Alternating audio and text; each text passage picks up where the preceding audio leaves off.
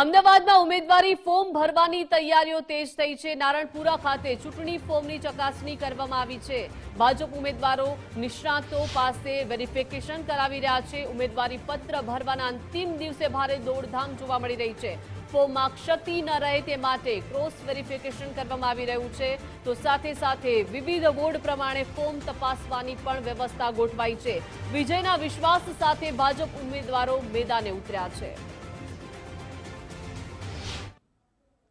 આગામી 26મી એપ્રિલના રોજ અમદાવાદ મહાનગરપાલિકાની ચૂંટણી યોજાવાની છે અને આજે ફોર્મ ભરવાનો અંતિમ દિવસ છે। ફોર્મ ભરતા અગાઉ ઉમેદવારો એમને જે ફોર્મ ભર્યા છે એ ફોર્મનું બીજી વાર વેરિફિકેશન થઈ રહ્યું છે પાર્ટી દ્વારા। આપ જોઈ રહ્યા છો કે ખેતી બેંક નારણપુરામાં આવેલી છે, ત્યાં ગોતા વોર્ડના ઉમેદવારો જે એમને ફોર્મ ભર્યા હતા એ ફોર્મ ફરીથી એકવાર ક્રોસ વેરીફાઈ કરવામાં આવી રહ્યા છે, જેથી કરીને અંતિમ ઘડીએ દોડાદોડ ન થાય, કોઈ ભૂલ ન રહી જાય, કોઈ ક્ષતિ ન રહી જાય, એ માટે ખાસ ધ્યાન રાખવામાં આવી રહ્યું છે।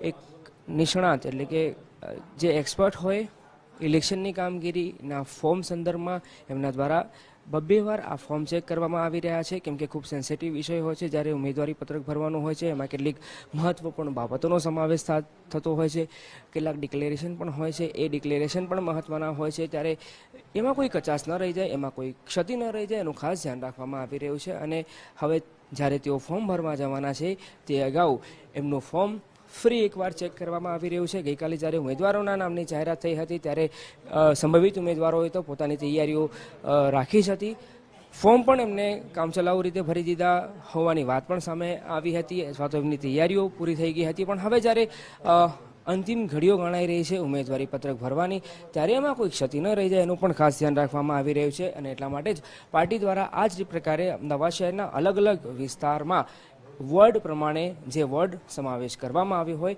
એ નિશ્ચિત સ્થાન પર ફોર્મને ફરીથી ચેક કરવામાં આવી રહ્યા છે। કેમેરા પર્સન મનીષ ત્રિવેદી સાથે અર્પિત દરજી, ગુજરાત ફર્સ્ટ, અમદાવાદ।